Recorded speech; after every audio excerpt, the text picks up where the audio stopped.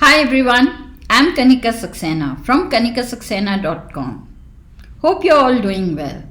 Today, I'm here to talk about happiness and what it takes to be happy. All of us want to be happy, but many people find it difficult to be happy. And this is the reason we have laughter therapy classes, happiness coaches to help people in fact, they teach people how to stay happy. So, happiness is supposed to be something natural, but now it has become something that needs to be taught. Why has happiness become so difficult? The reason is that we associate happiness with fulfillment of our needs. Each one of us has some need. Some of us might want a lot of money. Another person might desire a lot of material possessions, or someone might, want a certain appearance, looks, to be happy. Or someone might want power or a certain position. So that way our needs vary, and each one of us has a certain need, and we believe that if we fulfill those needs, we will be happy. So let me explain with an example.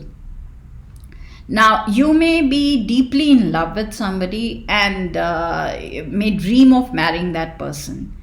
You may believe that once you get married to the person, to your beloved, you will have everlasting happiness.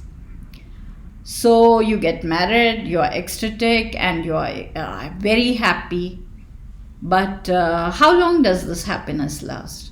A few weeks, a few months? Then the initial excitement of the marriage fades away and you're back to a monotonous routine life where you are stressed and you are struggling. And then what you do is you want to experience the happiness again. So you set yourself some kind of a goal. Maybe it is to buy a new home or to buy your dream car. You believe that once you have these, you will be happy. So you work hard, you acquire whatever you dream of. And once you have it, again, you're very happy. But again, how long does this happiness last? A few weeks, a few months. We have come to believe that when we acquire things or we achieve something, we will be happy. And so we keep on doing it, and we do experience happiness when we achieve something or we buy something.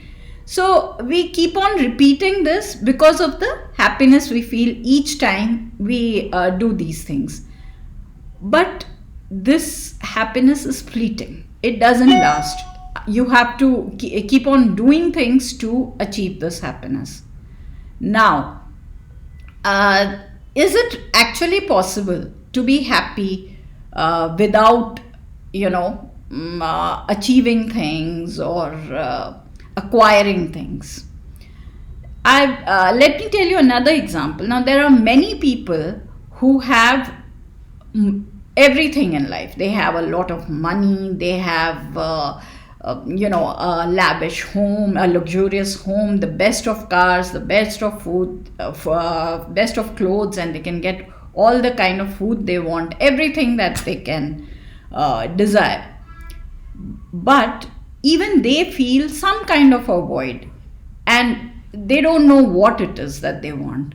So that is when they turn to substance abuse. They start looking at alcohol, drugs to fill that void and to give them happiness. These things give them a boost in their moods. They feel good, but it doesn't last. And then the effect of whatever substance they are taking, it reduces. So they have to increase the quantity that they take, and in the process they are ruining their health and they're losing control of their faculties. So then, how do we become happy? What can we do to become happy? Okay, so I'm here to share a few tips to stay happy, and this comes from my personal experience. It's tried and tested. So here it goes. The first tip is practicing gratitude. You must have heard it very often, and there are many people who say, of course, I am grateful for what I have, but that doesn't mean I'm happy. So, how do you convert gratitude into happiness?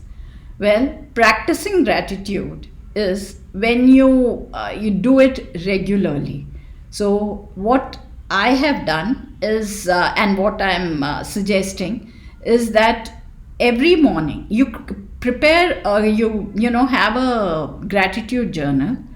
Every morning when you wake up, the first thing you do is list down three things that you're grateful for. So, if you do this diligently every day, you will find that your mindset shifts from lack to abundance. You'll realize you have too many things going well for you, and then you will not stress over things that you don't have. And if you do it early in the morning, you will be cheerful and positive, and you'll start your day on a high note.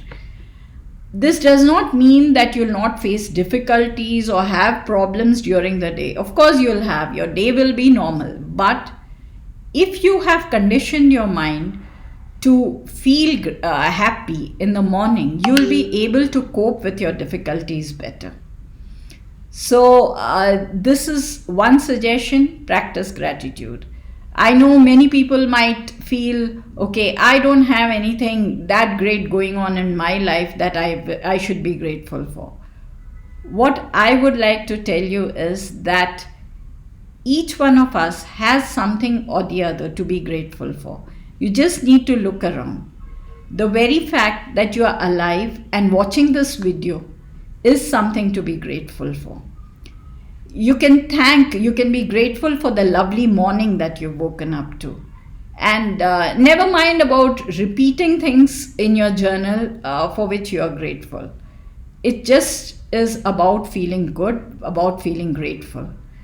And the second tip is, most of us are very hard on ourselves. We set ourselves a whole lot of goals. We want to accomplish a lot of tasks each day. And when we are unable to do them, complete whatever we've set out to do, we feel low.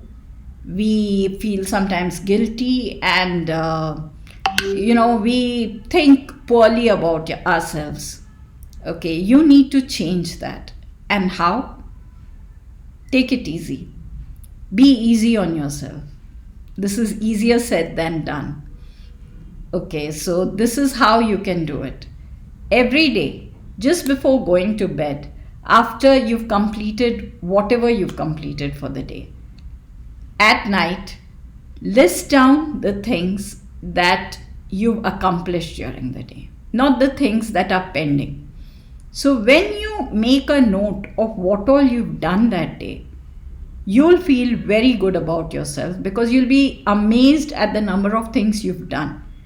We tend to focus more on what we've not done, what we've not achieved, instead of what we've actually achieved. So once you shift your mindset to feeling good about yourself for what you've done, you'll end your day on a high and you'll sleep well. Another reason that we are not happy is other people. We give a lot of importance to what others say or others feel about us. So don't let the words of others become your truth. You be sure about who you are and what you stand for, and let anybody feel anything about you. It doesn't matter. It's what you feel about you. That's what matters. So feel good about yourself. You can know more about smiling and happiness and how they help to they work as stress busters and boost our mood in my book, Gift Yourself a Smile. This book is now available at a 25% discount for the Christmas offer. So go ahead, order your copy of Gift Yourself a Smile, and keep smiling and share the smile with your friends and family. Until next time, do like, share, and subscribe to my YouTube channel. Also, follow me on Instagram and like my Facebook page. So, the link for the book is provided in the description below. See you next time. Bye bye.